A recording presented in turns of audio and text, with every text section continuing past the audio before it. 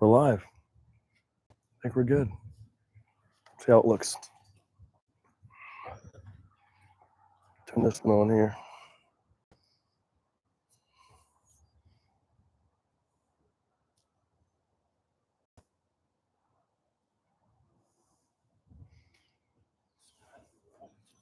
What's that?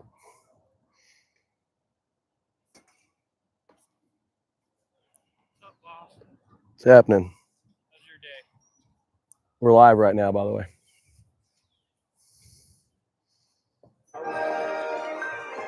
We already got an ad coming on here.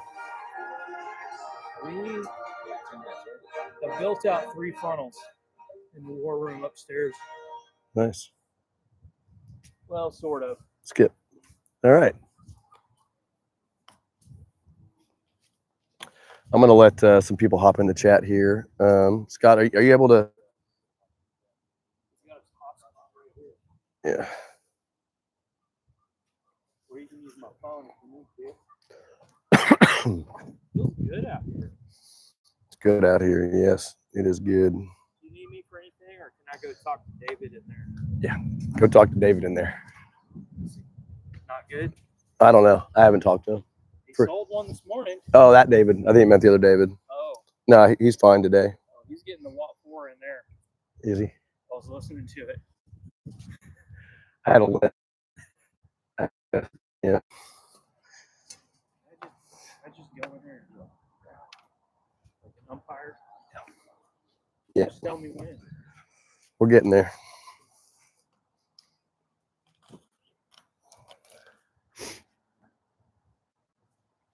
Man, this is cool. Finally got some live stuff going on here. So got some people coming in. So, as you guys gather in, I'm just starting a little early this morning. Let me know, can you hear my microphone? I need a mic check. I always do a little mic check. I'm kind of running a new system here. Ken, if you hear me or whatever. Hey, Dice Daddy, let me know if you can hear my mic. Just kind of drop it in there. Yes on the mic.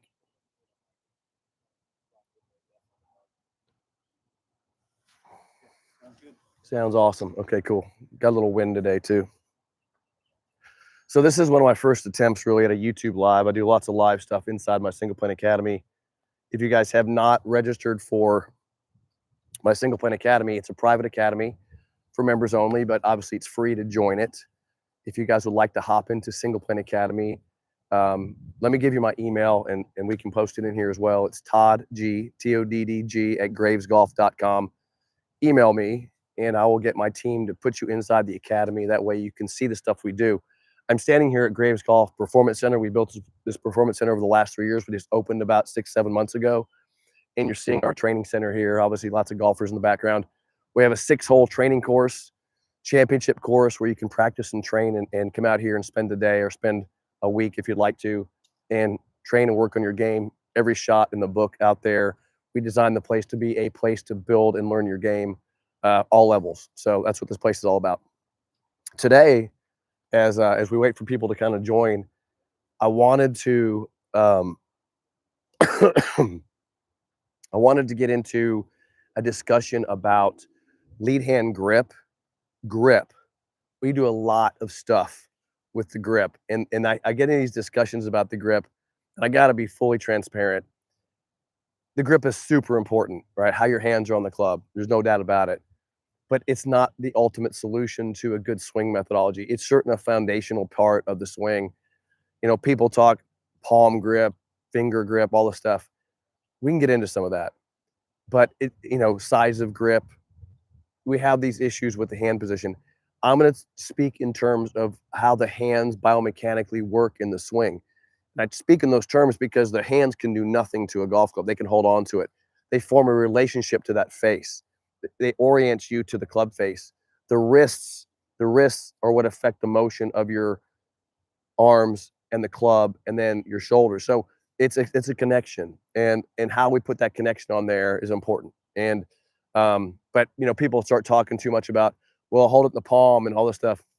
We need to talk about that stuff just because I think that it gets made into a big deal. Like that's going to be the ultimate solution is how you hold the golf club.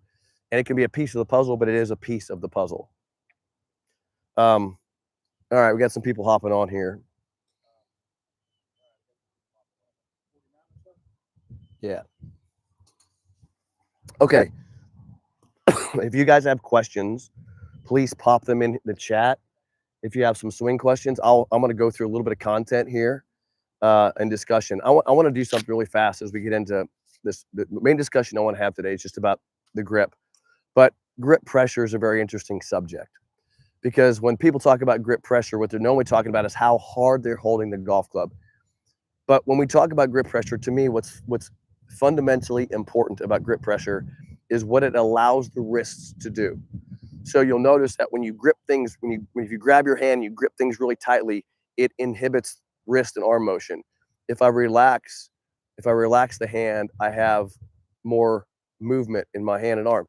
So grip pressure tends to affect how the arms and the rest of what's connected work. So if you'll do me a favor, and I like sometimes when I teach, I like to interact with you, and you guys can experiment with me on how your body works. Again, this is all biomechanics. But if you'll take your arm and put it in front of your body and just put your hand like you're going to shake somebody's hand, and I want you to see how relaxed that wrist can be. This is called ulnar deviation. This is called radial deviation. This is ulnar deviation. And I want you to open your hand like this and see how easily you can go from ulnar to radial, ulnar to radial. And now I want you to make a fist and you can go ulnar radial as well. Ulnar and radial. See that? Now, when you're considering this hand position, I want you to go ahead and make that fist and keep your thumb like you're doing this. Don't put the thumb down, just make like you're hitchhiking. And I want you to take the arm and rotate it across the chest. And I want you to turn your body and re-rotate the arm until the back of the hand goes to the target.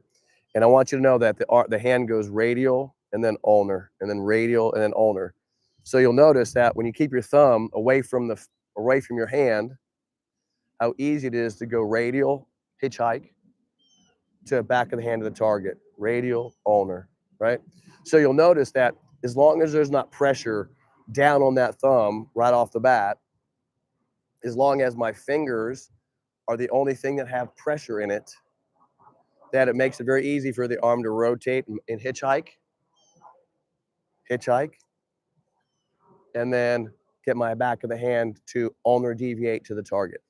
So I'm just showing you that how the thumb position relative to the fist, your hand, allows the arm and the wrist to hinge correctly.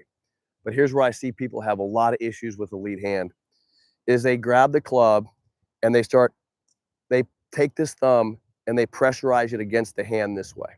So they pressurize this way and they push down. Now you'll notice that's the thumb being very close to the hand. And I'm going to come a little closer to the camera. You see the thumb very close to the hand like this, and they pressurize it down like that. Okay, now we start talking grip pressure. And now, if you do this, and I'm gonna do it without a golf club because you probably don't have a club in your hands at home, I want you to try to go radial. And it's very hard to go radial, and it's almost impossible to go ulnar without rotation. So you start getting wrist action this direction. So when you guys cup your wrists like this at the top of the swing, it's because you're pressurizing down on the thumb is too close to the hand. You're pressurizing down on the thumb pad, this part, and it's creating these club faces that get really wacky. Watch what happens. So if you look at my hand, notice when I grip it correctly, see that gap I have between my thumb and my hand there, that gap? Okay, that gap is allowing me, watch the club face now, to go easily radial. Look at the club face right on plane. See that club face? It just matches up with the back of the hand on the plane. And then I can go, and from that position, I can then get ulnar deviated and square the face up. That's why I can literally hit a golf shot with absolutely no curvature, because the club is going plane to square, plane to square. And again, look at my thumb position. I am not pressurizing it against my hand that way. See how it even changes my arm? This is where I see so many issues. People can't move their arm because of their thumb position. Their thumb position affects hand position, affects wrist position, affects upper arm, affects shoulder, affects turn and rotation. It's just the way biomechanics works. And so when I put my hand on the club here, you're going to see me release it. And Hogan talked about this. It wasn't just Moe Norman. Hogan talked about this, releasing the wrist out. That's why Hogan talked about about holding the club like this, letting the pressure into the hand, letting all the pressure off the top of the hand. Let me get loosened up a little bit, hit a few shots here.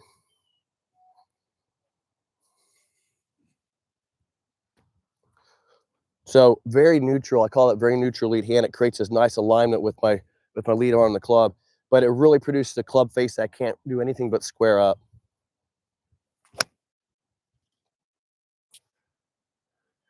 I mean, I have a club face, and I always tell people that, and I know I'll get some questions about this, but I always tell people that when I get my lead hand put on there, I can swing as hard as I want. And look, this is max rotation of lead arm, lead hand. This is max rotation. That's as much as I can turn this hand, maximizing its range of motion to a square club face. So in other words, you swing hard, and the only thing that can happen is a square face. So my goal is to put your body in position to where you can maximize its movement, maximize rotation, maximize hand rotation because it maximizes the square. That's full range. I am literally maxing out my ranges of motion. Now, I don't want you guys to think that means I'm doing over rotating, because I'll show you some secrets to that. Everything that I'm showing you in the swing, quite frankly, is taking the biomechanics of your body. And obviously I have my new book coming out, The Intelligent Golf Swing. The intelligent golf swing is based on the premise that the swing is inside of you right now. If you learn to position your body in certain ways, I just showed you one with the lead hand. If you learn position ways, you simply let your body's range of motion swing a golf club. It's already inherent in you. All you have to do is learn the positions. So I'll go through some of those things. This is all based on the intelligence of the body. This is a machine. It's a biomechanical machine. You are a machine with a tool in your hand. And there is easy ways and difficult ways to use this machine, to use this tool, right? So you notice that my lead hand is very neutral. There's that position I talked about with the thumb position. Very neutral lead hand to where the club can only square. And you'll notice my foot position. You notice this foot has a tiny bit of rotation open to it. This one has more rotation to it. Important, because this one is stabilizing the backswing, limiting rotation. As I come down, this one is allowing some rotation, but it also has a limit. When the knee is flexed, it has a limit. If I have this foot too far turned in, it creates too much of a limit where I can't rotate, and it blocks the position of my rotation. So I do want some rotation in the pelvis when I open up, but I want to limit that as well. So notice how my foot position, similar to what I was doing with my lead hand, I'm able to limit the body motion with the rotation of my feet. It limits how much I can actually move. Again, another biomechanical thing that's going on with correct positioning of the feet. So now you think about that, and I can go through the entire swing like this for you. You have the foot position, lead hand position, and then we'll talk body position. And this is creating range of motion limitations to what? Get to impact, because everything's about getting that club through impact here. Here's a little 8-iron shot here.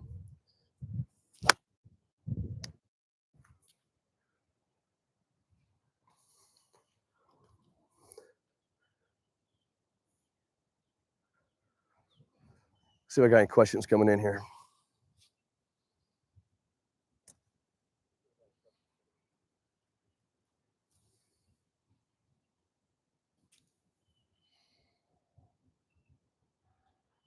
All right, I got a couple questions here.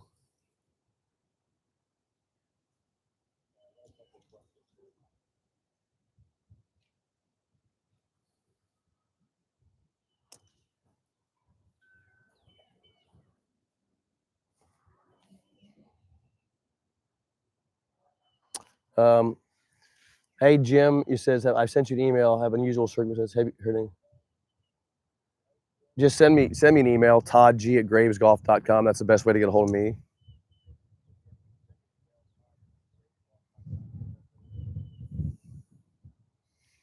How far back do you take the club before you go up? So what I like to see in the backswing is an inward motion. So it would look like this. a turn, it's a rotation, everything's turning together.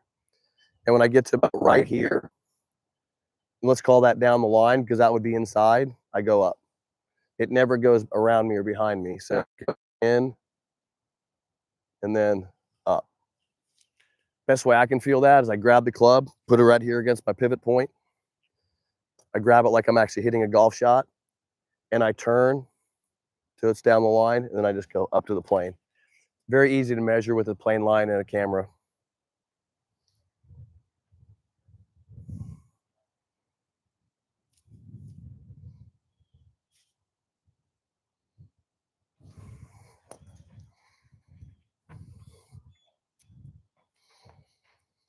Now look at my address here.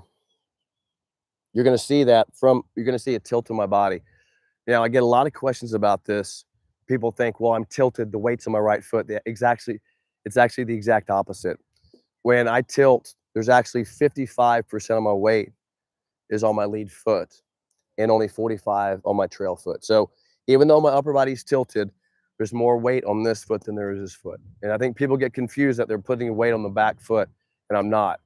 It's at least 50-50. I've measured myself. I'm more weight on my lead foot than my trail foot. So I have more weight on my lead foot than my trail here.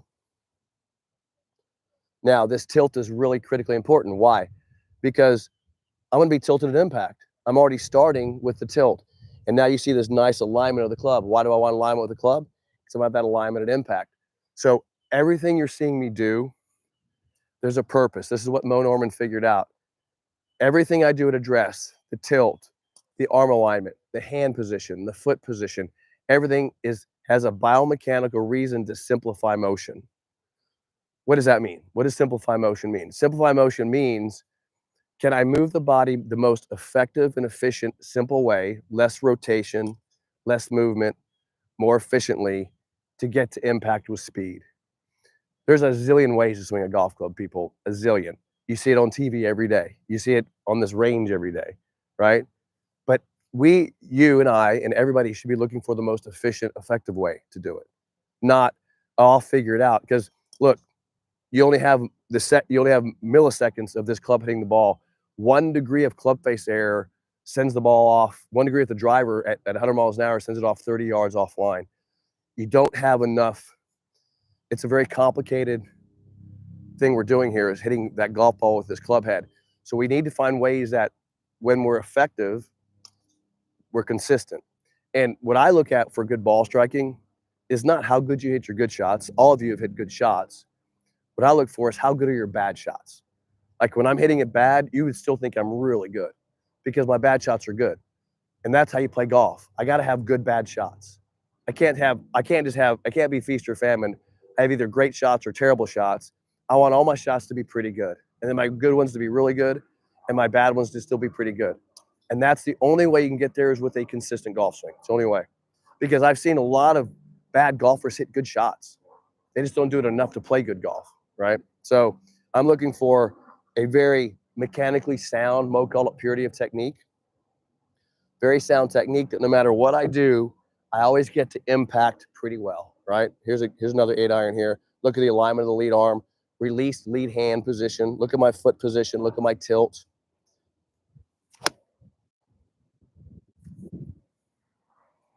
And even, I'm gonna hit that one good, but even my bad shots are very good.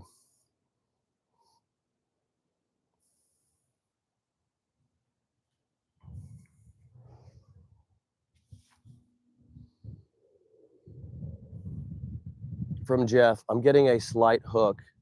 Is it a grip issue or a swing path issue? I have the training club, so it feels like it's a swing path issue. Depends how much the hook is, Jeff. I mean, usually it's a club face issue.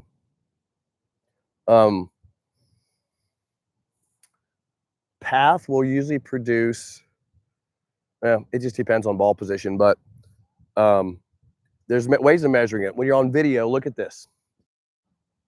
If you want to check your grip, the best way is usually not at address. The best way is usually at the top of the swing to make sure the face angle is matching the hand.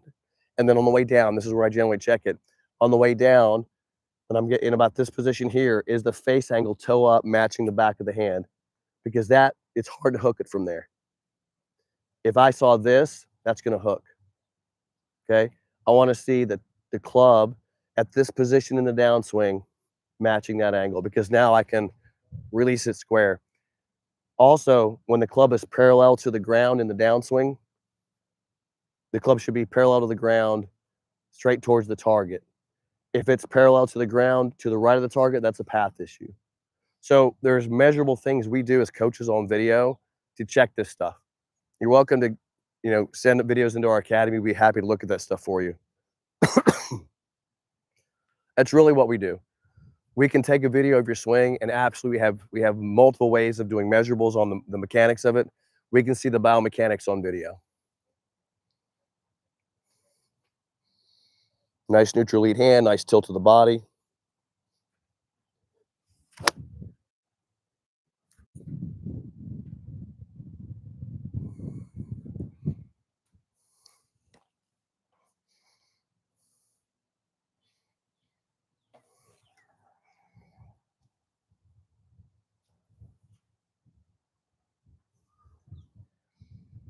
Where should our head be through the swing? I hear so much about don't move it straight. Head movement. Yeah. I just had an entire, we had a level 5 camp. Just so you guys know, here at the academy, once a quarter, we have level 5 students that come in from around the world, and we train them once a quarter. That group is the best group, because every quarter we're reviewing their swings and all parts of their game. We can work on every part of the game here, and we really make a lot of progress. This is a game where if you want to be a consistent golfer, you got to consistently work at your game. And anyway, this last week, we tend to have themes in our golf schools. I don't know why, Scott. Why does it happen that way? We have themes in the schools, and the theme was head movement. Sometimes it's trail foot, sometimes it's butt movement, but this was head movement. And let's just go through what the head should do. Keep in mind that the head is what I call a stabilizer in the swing. It's a limiter. Just like in my backswing, my trail leg, because it stays still, is a limit. It limits the amount I can move. In the downswing, when I stabilize my knee, it limits how much I can turn with that foot on the ground. There's limiting things we do in the swing. They're important. Limitations are very important in the swing, because when you limit one thing, it allows another thing to move. In other words, you can't move everything all at the same time. We have to have these things moving, separating out. One thing staying still as another thing moves. It allows us to accelerate the body as we rotate. The head is a really important stabilizer. And so when I set up, it needs to stay pretty still all the way into the backswing and to the top of the backswing. It's allowing my torso to stabilize and my arms and hands to separate and move. See that? So my head stays still as my arms and hands move. When I transition, the head moves slightly, but then it stabilizes again. As I come down, the head stays stable, and I compress the golf ball, smash the golf ball. But here's where people run into problems. After impact, you must allow the head to move. If you don't, it reinforces it stops the rotation of the body. So what happens is you get to impact, and so many people keep the head still and say I can't continue the movement, and they're stuck. And so this whole idea of keeping the head still the entire swing is a really bad idea. So what you want to see is this. You want to see the head get to impact, extension after impact, and then see my right shoulder. Once it gets under my chin, you want the head to move. The head to move. So once I feel my shoulder, you got to let the shoulder get through it. Now, what I see happen to so many people is, and you got to learn that. It's like, look, and remember, this is all biomechanics, right? If I'm going to throw this ball, you wouldn't do this, right? You wouldn't keep the head still. Watch. You move the whole body, right? You stay here, you go to throw, and you let the shoulder get through. The shoulder gets through it, and you move. And so the upper body has to let the arm go. Same thing when you hit a golf ball. So the head has a purpose to stabilize, but then you got to let it release. And I see so many people, if they try to keep their head still, they create this really, really restricted motion, and they lose so much energy, and they lose the ability to compress the ball.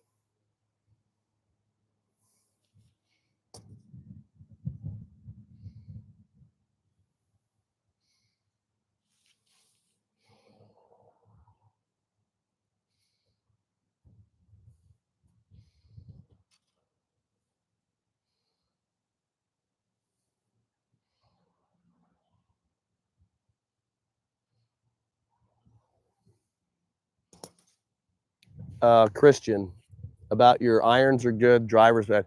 So again, I'm a biomechanics guy, and have you guys? Let me walk through something with you really quickly. And somebody, as I say this, somebody do me a favor, okay? Because you're going to write this down. I want you to write in the chat for me. One of you has to do this. Number one, address and grip. Just write this down in a bullet point form. 1, 2, 3, 4. One is address and grip. Two, positions 1 through 6. 3, sequencing / breaks. And 4 is speed. Okay, so somebody do that for me. Write that down. 1, 2, 3, 4. Now, the reason I did that is I want you to see this. This exact process is how you mentioned my irons are good, but my driver's not. Okay, I can sit here and go, must be your ball position, must be your stance width. I really have no idea. That's a total guess. I don't guess. What I do is I run you through my process. I would look at your address and grip. If that is perfect, check, we're good. Then I would see all the positions. Now, I may take a video of your swing, right? I may have a video of your swing and I'd say, okay, how's your 1, 2, 3? I'm looking at your motion. I have checkpoints during the swing, positions 1 through 6. I'm going to look through your positions and I'm going to find maybe it's position 2, maybe it's position 3, maybe it's position 4. Somewhere I might find a problem. Okay. So I'm going to check off position 1's good, position 2 is good, 3 good. And then I'm going to check your sequence. Then I'm going to make sure you can add speed if you're having trouble adding speed. Notice that I'm using a process of deduction to fix your problem because I don't guess. And if you learn that process, I'm happy to teach it to you. If you learn that process, I will fix your golf swing and teach you how to fix it for the rest of your life. And that's what I want you to do. I want you to become a smart, intelligent golfer. I want you to stop guessing. I want you to stop watching YouTube channels to get your information. I I even tell people don't watch my YouTube channel because unless you're watching it in the correct way, you get misinformation. I'm not here to give you a quick fix. That's my point. I'm here to really give you a solution to great golf. And so that comes through simplification, the single plane swing, and learning how to practice the right way. So I don't want to avoid your questions. I really do want to answer that. But again, I would check your address and grip. That includes ball position, stance width. I would go through that process. Then I would check the positions. How are you doing in the backswing? And then I would check how are you doing in the downswing and all the positions of the swing. Then I would check, are you sequencing well? And then can you add speed to it?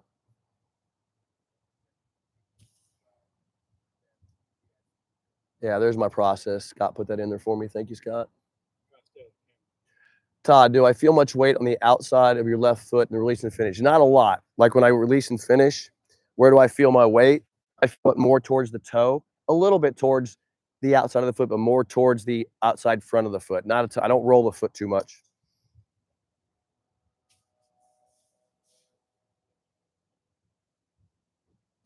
From Ken Mason.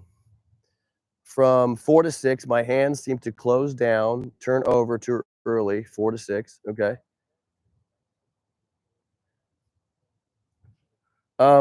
Lead arm position. So, Ken, I'm going to go towards the camera here. What Ken is saying is that from 4 impact, he says his hands close the club face down. What it has to be really in the lead arm position because if this is called external rotation, this is called internal. When this stays external and folds, it's limited. It's limited. But if I don't fold it, see, when I fold it, it isolates the shoulder. So when I get here and it folds tail, this gets isolated and the arm can work. But if I don't isolate, I can rotate. So if I don't isolate the shoulder, I can rotate it. So it must be a lead arm rotation thing versus isolation. So it's got to be in the lead arm folding like this. See how when my shoulder isolates, it puts the club back on the plane. So I would be looking at lead shoulder, lead arm position going through there. It's got to be affecting impact a little bit.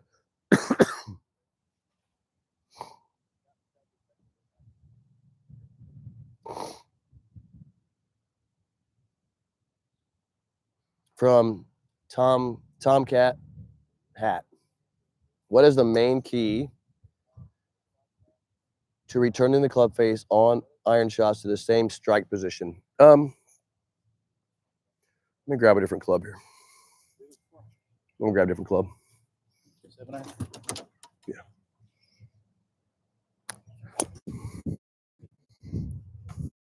I'm not sure I quite understand that question, but let's talk about getting to impact, right? So notice at my address position, I'd have to say that one of the most beautiful things about Moe Norman's golf swing was just how he simplified this position right here.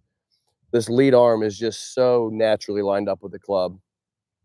So there's address. His trail arm, guys, watch this for a second. How many of you guys are brand new to seeing this for the first time? The single plane swing, besides my team, who's been around forever? Okay, I want you to watch this. I'm going to show you how Moe simplified impact from where his arms were doing and hands. So when I go into my address and I go into my side bend and I put my arm in front of my body, you'll notice this is called flexion. And you'll notice that it puts my shoulder in front and it creates a maximum rotation of my forearm. So my hand has that max rotation to it. We talked about that with the lead hand. So in essence, what's happening in the swing is I'm taking the club back internal rotation. Because of my tilt, I'm coming down. See, my shoulder gets isolated in flexion. And as I turn the hand, I go to impact and look at my back of my hand squares the club. So if you look at that with just the lead hand, you go back, you come down, and the only thing that can happen, because my grip is good in my shoulder and my tilt is good, is the club squares. Give me a thumbs up if you get that. All that, those positions right there, hand position, tilt, shoulder position, create a square face. Okay? Now, that's exactly what's happening to square face every single time, because the club goes like this. Because of my position, it goes back and it squares. But look at the trail hand for a second. Because this is a major speed producer. And what happens now, because my tilt, look at my shoulders lower, look at my hand, it has a rotation to it. It's externally rotated slightly and it comes up. People would call it a strong grip. Stop calling it weak and strong. This is a non-rotational position. So now my trail hand works like this, up and down, non-rotational. It's like this. So you have no rotation here and you have a max rotation here. So I got no rotation and max rotation. And so that's what allows me to get to impact every single time. So now I got my hands on the club. I got this one in full range, this one in non-rotational position.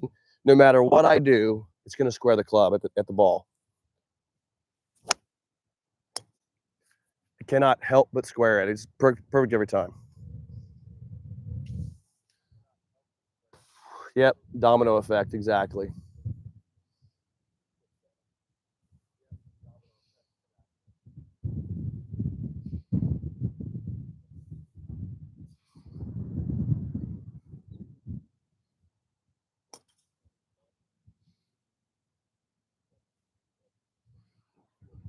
From Tommy Risk, I've noticed some chunking iron wedge shots later in my round. My thinking is that when doing the rear tilt, I'm just letting too much weight shift. Yeah.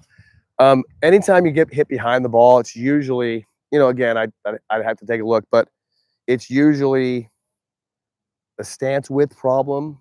It's really a rotational problem. So if you're on your foot, you're not rotating enough. If you're hitting behind it, it's usually because you're not getting the proper rotation of the body off of the right side. Check your stance width on the wedges, though. Maybe too wide.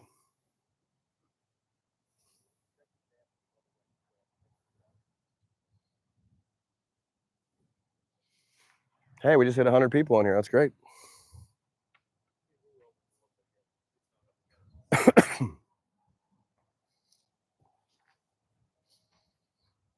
tell you what feels great, though, is when you get your lead hand on there so well that you just feel like you can just swing and compress really hard on that golf ball and not have any chance of the face not being square.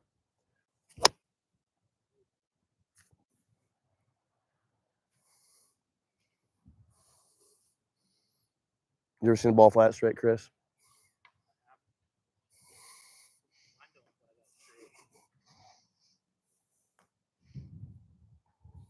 That was the Moe story where he was in front of Karen Gray was the lady's name. Moe hit a ball. Titleist hit a ball, and then he hit another one, and they registered with no rotation, zero side spin, zero spin axis. And she ran out of the room. She got a couple of people at Titleist that came back in and said, Mo, did you know that you're the only person ever to stand in this room and hit 2 shots in a row with 0 side spin? He says, want to see me do it again?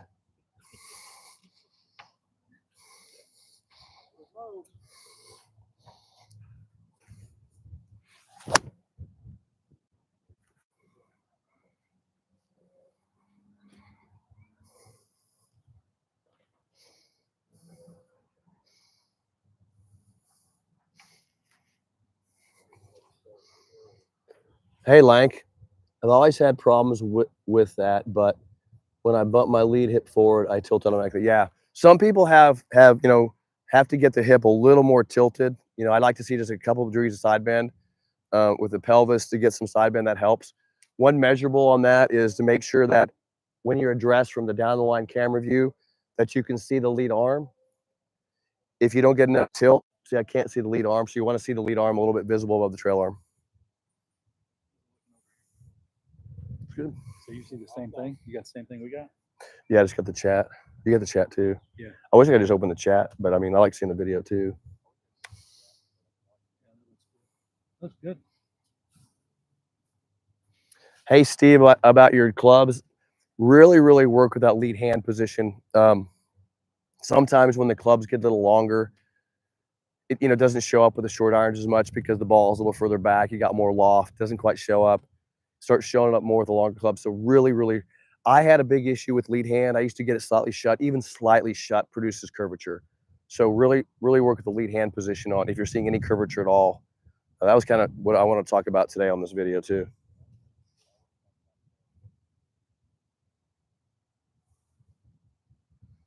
So Michael says, coming back to Graves Golf after a bit of detour, if we've been to a camp before, do you suggest the member level that comes with 2 swing reviews per month to get back on track? Hey, Michael, Scott, will you put my email in there or put yours? Let me put my email in there. Contact me. Let's find the best program for you guys. If any of you want to join our membership and find out what's best for you, whether it's joining the membership and getting some coaching from the coaches, coming to a coaching program, joining one of our levels. We have different levels of membership. It just depends on how much coaching you really want or how much access do you want to a coach's. Just let us know. We actually build custom programs for you guys because we know all of you have different needs and wants and different schedules. So let us spend some time with you. We'll hop on the phone with you or we'll email with you and get you the right program. So just drop me a note. Just put mine or yours.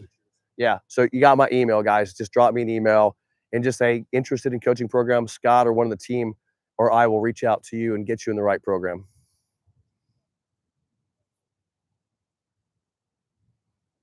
Okay, from MTT, hitting positions on my video replays, but face is always open. Wondering if I could be gripping too tight or angle of clubs don't match the swing. Yeah, I've open faces can be a number of reasons. One, this hand can be too much this way, can be too much that way. I don't see it that often, but that could be. And number two could be rotation. So again, I would need to see it. That's what we do. We'd need to coach it, but I would check your grip position. Make sure, just do this for me. Make sure that at address that you're tilted and in flexion before you grip. Because here's what happens. I put my hand like this is a mistake. People will try to grip the club without body position. And it'll look, oh, it looks good. And then they get in position and they can't, their hand's not right. I recommend body position. That's why I say address and grip, not grip and address. Address and then grip, because that puts my shoulders in the position to square the face.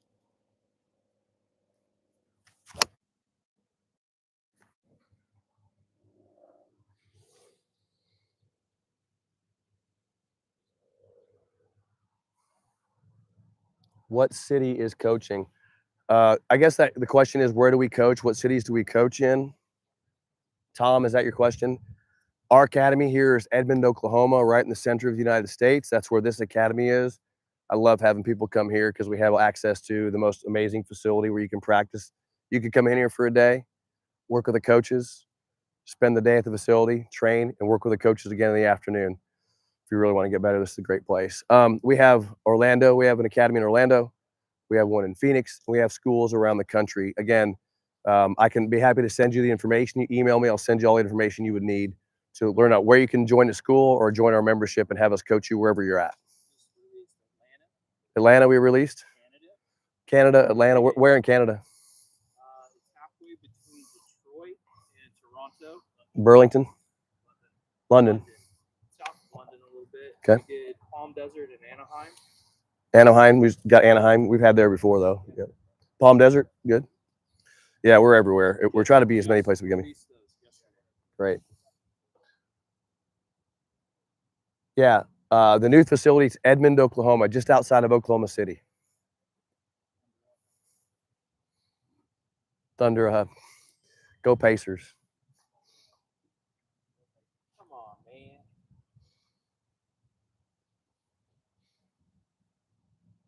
Hey, Carrie. I see Carrie Boss on there. You remember Carrie? Carrie. Scott, say hi to Scott. Carrie. Oh, Carrie. Hey, there you go.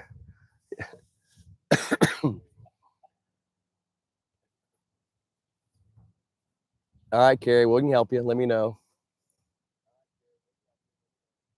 From Dylan, trail elbow. Here's what I look for in the trail elbow. Interestingly enough, at address, I like to see this arm, what Mo called sunny side up. It's a little bit slightly bent. I don't want to see too much tension in it. And what happens is this arm comes in, it stays in its position, then it folds up. I never want to see rotation in the trail arm.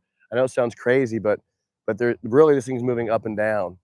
It's just moving up and down. And the only way I can do that is if it's in this position when I start, I fold it up and I bring it back down. So the forearm really is not rotating. There's a very up and down motion with this hand. So if you just do that, you'll see the elbow moves perfectly. So I stay here and I just move up, goes in and then goes up and down. And that gives me the perfect right arm position. So get the hand correct, get both hands correct, and let the arm move up and down, and you should have really good right arm motion. That should be on plane, by the way.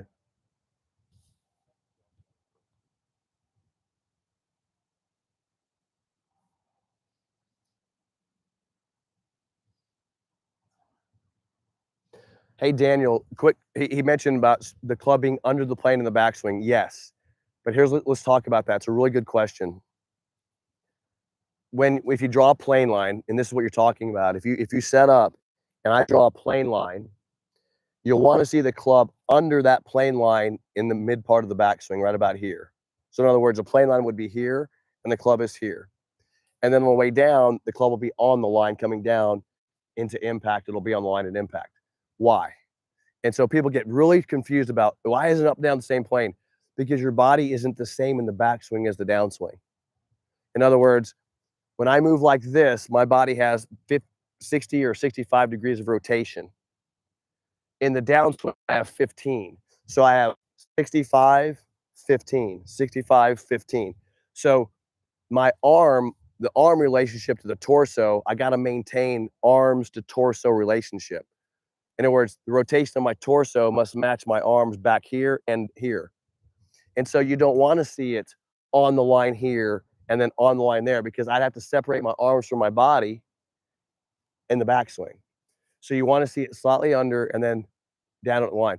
So it really comes down to matching the arm position with the torso position. So it's a good question. I get that a lot, but it's still a single plane swing because art, reference the plane, on plane, return it to the plane. So it's the same plane that I'm impacting on through the whole motion. So don't get too crazy about trying to manipulate. This is not about manipulation. This is about a natural motion of the body and the club. Again, this is the natural mechanics of the machine. All right.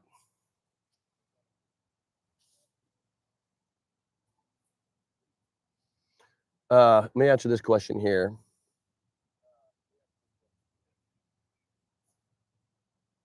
Yeah, we do have stuff in Florida. Again, we have Eagle Creek in Florida. We have camps and schools in Florida as well.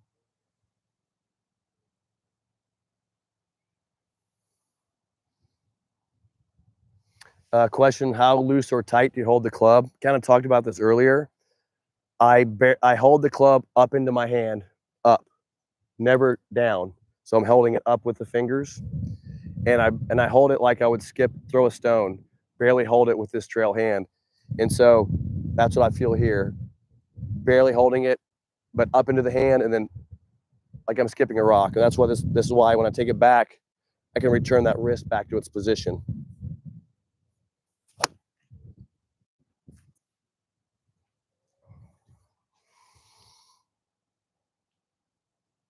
Is my lead shoulder tight or loose? It's in flexion. So do this for me. Who is this? Hey, Cole. Try this, Cole. And you guys can feel this with me. What does this lead shoulder feel like? Take your body, tilt it. When you put your arm like this, if I was reaching in front of me, that's called flexion. Put your shoulder in flexion. After you tilt it, then bring it down. Do you feel how the arms and shoulders in front? That's how much tension I feel in the shoulder. So put it in flexion, okay? Here's from Bruce. I'm 67 years old. Haven't picked up a club in 15 years. Took lessons with Natural Golf 25 years ago. Don't even have clubs anymore. I want to back in golf. Any suggestions? Okay. Let's go through this, guys. This is a great question because I get this a lot. People trying to get back into the game, right? Here's what I want you to do. I want you to be strategic about it. I want you to be smart, intelligent about it. Don't run out to the range and start pounding golf balls, right? One of the most important things we do here, and the reason we've had so much success, and I've had so much success as a company and as an instructor, is we have a swing model. And if you, the more closely you match the model, the faster you improve. So the key is doing the right things strategically to match the model. That's number one when it comes to the golf swing. Number two, there's more than just the golf swing to this game. There's chipping and putting and all the other elements to it. So we need to strategically build a plan that says, hey, I need to work on my swing in the correct way to learn it and practice it as good as I can to get good as fast as possible. That's easy to do. We just got to do it correctly. I need to make sure the other parts of my game are also getting better, strategically build my short game and my putting. And I have simple ways to do that as well. Then obviously take it to the course. The thing I would recommend is getting a free fitting from us so you have the right equipment as well. We call this the 7 principles, by the way. There's 7 basic principles of golf improvement: swing, short game, putting, having clubs that fit your game, knowing your equipment, course management. Then you have, how to practice correctly, and then basic and what, and then and then mental game, right? The mental game as well. So these are the principles of the game. You got my email. Drop me a note.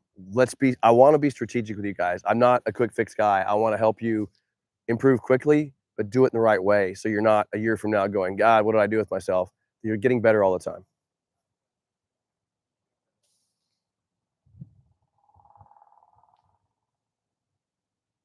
Yeah, Moe seems to start his downswing before he reaches the top. Sure. If you look at any proper golf swing, kinematic sequence-wise, it's not just Moe, but all good golf swings, the downswing starts with lower body. So the first thing, so in biomechanics, when we move this direction in biomechanics, this is called negative move, away from the target, rotation away, tilt away, side bend away. It's called negative, right? So we move in a negative way. When I move towards the target, that's a positive direction. So we got negative this way, positive that way. Is everybody okay with that? When you look at good sequences, and Moe obviously was the best, as his body's moving negative in the backswing, the very first thing that moves positive is his lower body. That moves positive before anything else. So in other words, lower body is moving first as the upper body is going back. That's my swing does the same thing. All good swings do that. It's a 1, 2, 3, 4 sequence. So what you see is the first thing that moves is the pelvis, then the torso, then the arms, then the hands, then the club. So that's the sequence of events. So yes, absolutely. You want to see the pelvis start the downswing first before you reach the top of the backswing.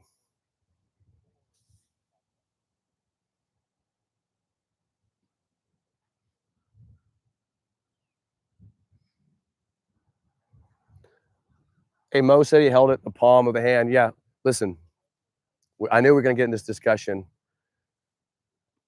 Watch what I do here. And look, Moe, I played 100 rounds of golf with Moe, and never once did he have it in the palms of his hands. Never once.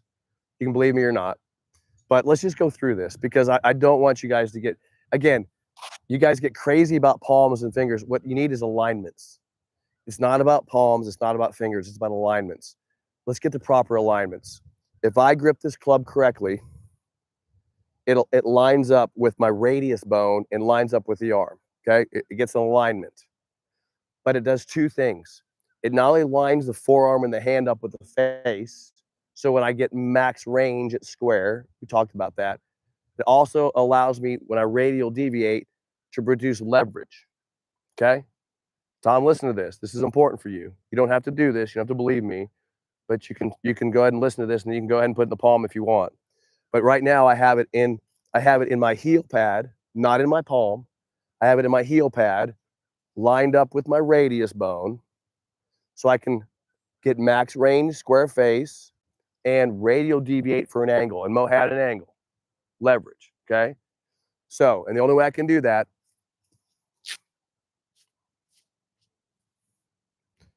Only way I can do that is from there. I can't do it from there. That's in the palm. That is in the heel pad. All right. So watch me do this. So this is a correct grip. When I take it back and I radial deviate, I get this nice leverage angle. When I have it in the palm, watch this. I lose that leverage angle and you lose speed and the face opens up. So look, if you have the face open and you're losing the speed, don't blame Moe Norman. You're gripping it wrong. So watch this. Now, the trail hand. So this hand is correct. Trail hand. The only thing in the palm of that trail hand is my thumb. If I take my lead hand off, the palm is off the club. It's in the fingers. But again, it's alignments. The alignment is with the trail arm. It's in this alignment. When I grip it in the palm, the thumb has no place to go. Where's the thumb going to go? And then, again, no angle. So look, it's about alignments. I got to get this lined up. I got to get that lined up, and I got to be able to produce leverage. All right? You don't have to believe me. I've just been doing this for 30 years. So, and people say, well, Mo grips in the palms. Never. Never one round I played with him. Never one time he won a tournament. Matter of fact, he overlapped his entire career until 1994. You can watch these videos where Mo's running around saying, I grip in the palms and watch him hit. He goes just like that. Puts right into where he should put it. Why did he say that? Because somebody had convinced him that he had no rotation in his hands. Jack Kirkendall and guys with natural golf always said you're in your palms. Look at what he's actually doing on a video. Stop listening to him and look at what he did. I shot so many hours of videos with him. I crawled between his legs. I crawled between Mo's legs and took pictures. Yes, I have every angle. I shot it all. Fingers, hands. I have every angle. I studied it immensely to the nth degree biomechanically. And then Mo runs around and says, I'm in the palms, and he never was. He says, I'm in the palms, and then he grips it right where he should and hits it. That's okay. Do whatever you want.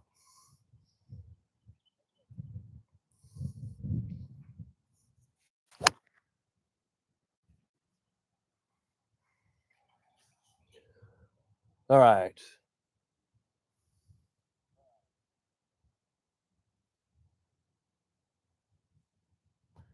Was part of the reason Mo had the club so far back at address was to help concentrate on the back and not seeing the club moving? Well,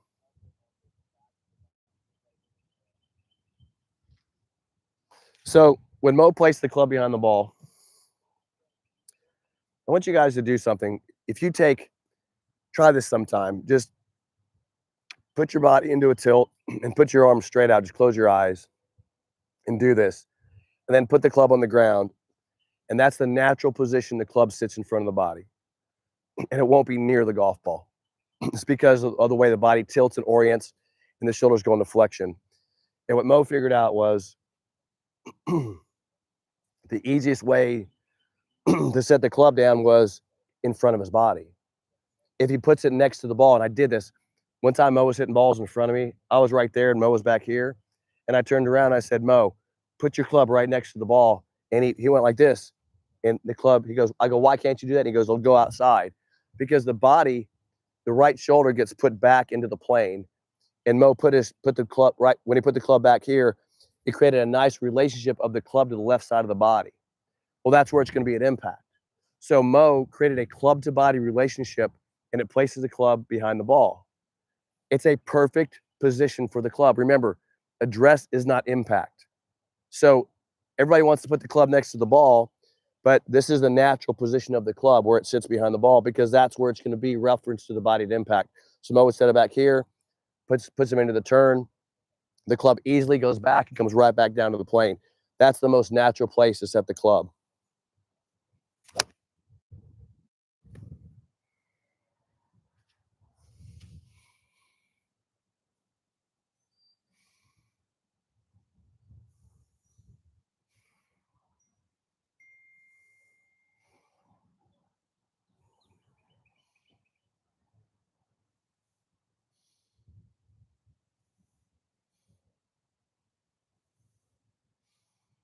Overall, I'm striking the ball solid, but my misses tend to be a push to the right. Is it because I'm not using enough body rotation? Probably. Again, use my formula, guys. If you're having trouble with the motion, get a video camera out, take a video of your swing, go through my formula, address and grip, positions, matching the model, and you'll find it. If you can't find it, send it to us. We'll find it. But that's it. I cannot guess on here, guys. I cannot guess. Could be a grip issue. Could be a setup issue. Could be a downswing issue. Could be a body position issue. I don't know. I will not sit here and guess with you guys.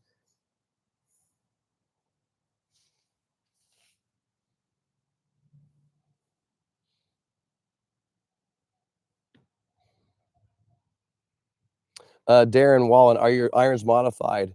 They're my irons. They're not modified. They're fit to me. Okay, keep that in mind. Clubs are fit to me. My single plane. I got a question for you guys. How many of you guys? I'll go through this for a second. I've got quite a few people on here. Here's what doesn't make sense. Follow me on this. It doesn't make sense for you to take your crappy swing and go get fit for clubs. That makes no sense, right?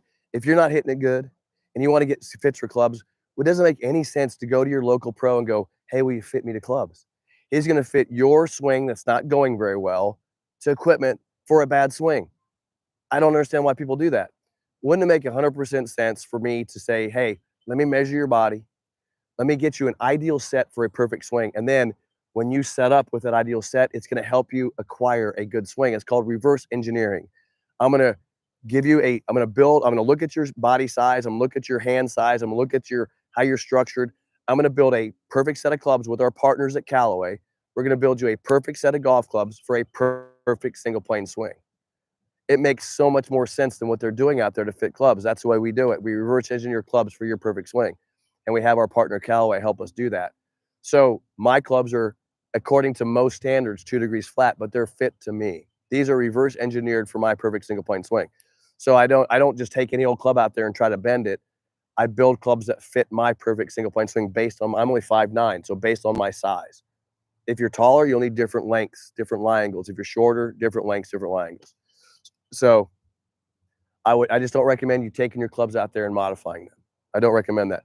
We will do a free fitting for you, though. If you want us to give you a free recommendation of clubs that fit your single plane swing, we do that for you for free.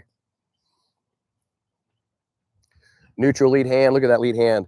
I can compress as hard as I want with that hand right there. Watch this. Get a little energy on that ball. What starts the downswing? Once you hit, what starts the downswing? Shoulders, then once you're at position 3, arms.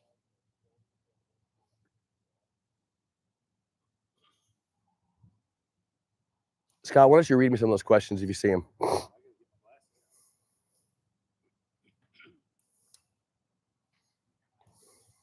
me where you're at. Just pick one. Start at how do you know where to put the ball depending on club length? Okay. Just go ahead and read it out loud. That way it'll be on the camera. Is this microphone on? No, I'll hear it though. It's fine.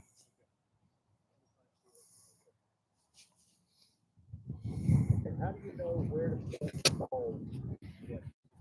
Club length? Yeah. So ball position. So obviously you see me using the alignment ball position trainer here, but generally there's some pretty simple rules for ball position. This ball right here is 5 inches inside my lead heel. That's general rule for all clubs, irons. So this is 7-iron. So 5 inches inside my lead foot after my foot is rotated inside the heel. And then, for example, this will be a wedge width, 6-7, 6-5, 4-3, hybrid driver. Now, watch what's happening. I'm moving my trail foot. The ball moves forward, even though it's in the same spot. I'll show you how it's doing this. So you'll notice, look where my lead shoulder is, okay? As I widen my stance, this shoulder will go that direction. And so I'm getting further behind the golf ball relative to impact effectively. So watch, if I go narrow, I'm more in front. Wider, I'm more back. So effectively, this club has more loft here than it does there. See that? So the ball's not moving. My foot's not moving, but my stance width and my shoulder are moving for the clubs I'm hitting. So you want more lean, more shaft lean with the 7-iron. So my stance is more narrow and I get more shaft lean. If my stance is more wide, then I don't have as much shaft lean. That's not a great place to hit a 7-iron from because it's going to hit it too high. So that would be more like a 4-iron or a 3-iron or a 5-iron.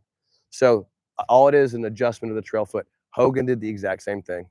He figured this stuff out. Moe figured it out. So how do I know? I keep the ball in the same spot and I just adjust my width. But if I do want to hit a high 7-iron, I just adjust my width. So watch this. This is 4-iron width, 7-iron. This will just hit it nice and high. Too high for a 7-iron, but it'll go nice and high. Not bad, just goes too high. Yep. What's the key to sweeping the ball and not taking a divot? Well, the key to sweeping the ball and not taking a divot, you do want to take a slight divot. I mean, you want to be shallow. The key is always ball position. Obviously, a good swing path, but just ball position is the key. Because when I get the proper ball position, I get that same correct shaft lean. So just get your ball position right and your stance width. That's what it comes down to. What starts the down shoulders? Then once your arms at position 3, what starts the downswing? So let's look at it this way. Stability has to start the downswing. You got to get stable. And the only way you get stable is with lower body. So as I'm going back, stable. That's lower body getting stable. Then I turn. Once I'm stable, I turn this and this. And then I get to a point when I can release the arms. And it's right at about position 3. So that answer, that's correct. That's where I start accelerating the club, really at about position 3. But the thing that starts the downswing is the lower body has to get stable. I can't move the upper body without the lower body movement and stability in the lower body. So I must get stable before you don't want to do this. You don't want to get to the top and start moving upper body because you're not stable yet.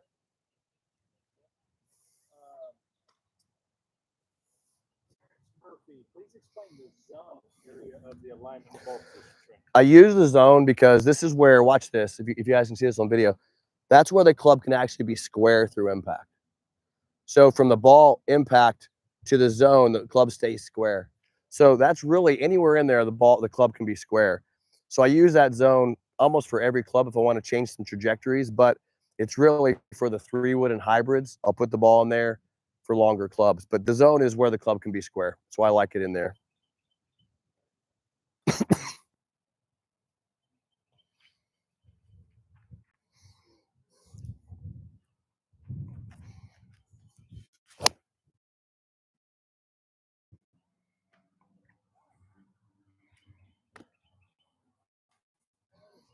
How do you hit it low? So trajectory, okay, let's use some logic. We're all intelligent golfers now, so we'll use some. So I want to deal off the club, right? The biggest mistake people make is they think, well, I want to hit it low, so they put it back in the stance. The problem with putting it back in the stance is there's a natural arc to the swing. So if I take the ball out of its ball position, which is obviously that 5 inches inside my lead foot, and I start putting it back, Now that I have to swing the club outside its arc to hit the ball. And that's why people pull that a lot. They'll pull it and put the ball back in the stance. So I don't want to do it that way. What I want to do is very simple. If I want to hit it higher, I widen my stance because I have less lean of the shaft at impact. Well, if I want to hit it lower, I narrow my stance because now I got more lean in the shaft. So I'll just narrow my stance. So this is a normal 7-iron width here. I'll go to about a wedge width, and look what happens. I impact with more lean, the 7-iron goes low. So it comes down to just where the body is positioned relative to impact. I don't ever move the ball back. I just narrow the feet or widen the feet for trajectory changes. Eric Stoker has explain staying wide. Staying wide is a term used for the relationship of the club to the body. In other words, and this is a really important part of the single plane swing. It's actually, I don't get asked this question enough, to be honest with you, but staying wide really is a term for when you impact, there's a certain space you have between the club and the body. Would you agree that the club has a relationship, a distance between the ball and my body? So my arms have a space. And what happens is we have that space throughout the swing.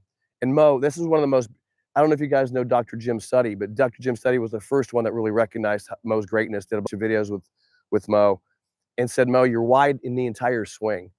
What so many players, conventional golfers do is they start narrow. So they start with their hands down here. They've got to create width and then they got to move their body and get space for the club. So they're doing all the stuff that's going on. Moe didn't have to do that. He started out with space. And what happened now, this spatial relationship maintains in the backswing all the way down, back to impact, even in release and finish. So the width is really the space the club has from the body where the arms stay away from the body. It's the space of the arms and the body together. And it may be probably, if you had to identify why Moe was probably so consistent, if you look from a consistent standpoint, he's not changing the spatial relationship of the club and the body. How you can feel this, I do this all the time, is I'll grab the club, see how I have it against, that's why I call it pivot point, it's kind of against my body. And look, when I turn, see how it's still against my body? And then I hit.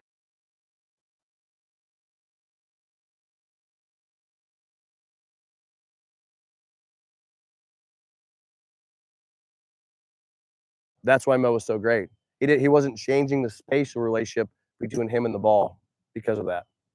It's good.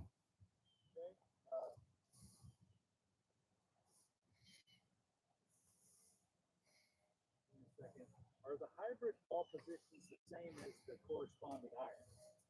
So if I'm Yeah. using a 4H and 5H, Yeah, I would. should I go 4-iron, 5-iron ball? Yeah, just make sure your stance width is right. Yep. Just make sure you have good stance width.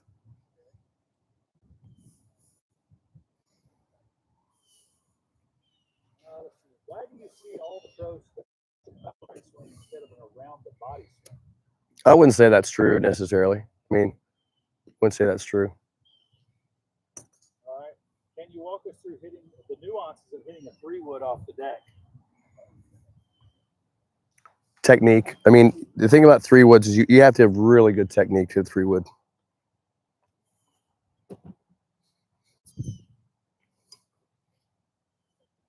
Ball position, and I'm going to put this in the O in the zone. Ball position, and then stance width. Because what this 3-wood needs, it's actually coming down. By the way, before I do this, we don't recommend a lot of people even have a 3-wood in their bag, and that's because you have. Scott, what do you think the swing speed is for a 3-wood that people should have? 100. Yeah, we recommend. I mean, look, what's the loft of this? 15. So it's brand new. I've never hit this before. A lot of people don't have enough swing speed with a 3-wood to add enough velocity to put enough spin on the ball to get it lift. So we recommend a 5-wood. So if you're having trouble hitting a 3-wood, I would go with a 5-wood because you'll probably hit it farther. But if you're going to hit a 3-wood, just make sure your ball position's right up here. It's not where a driver would be. It's just behind a driver. Make sure your stance width is good, but you got to have really, really good technique. You got to have a perfect bottom of the swing. And that's the problem with 3-wood is like A lot of people don't have good enough swing technique to 3-wood, and then they don't have swing speed for it. So I would go to a 5-wood before a 3-wood, and then if you get good with a 5-wood, maybe then get your swing speeds up, go to a 3-wood. I'll just keep it out of the bag. Is it best to stay in side bend, or is the best way to stay in side bend to keep your trail foot down and lead bend? Well, that downswing. I mean, the best way to get an impact is side bend rotation. I mean, that's going to limit. That's the limit I like to see in a swing. And your butt back, by the way, your butt has to stay back. If your butt's not back, you can't get in the right side bend because you get extension. So no, you got to keep your butt back. You got to be in posture with your butt back, and then trail foot down, side bend. The butt has to be back. I think that's the answer. The butt has to be back. Question from Mike Simmons, living in Dallas. Can I schedule an appointment, drive up and spend the day with the coach? Yes. Just email me. Yep. Lank said, "Hey, Lank. So if you want to come spend the day with the coach, absolutely. Just come up here, and just give me a heads up so we make sure the coaches are here for you. Just email me. We'll set it up for you."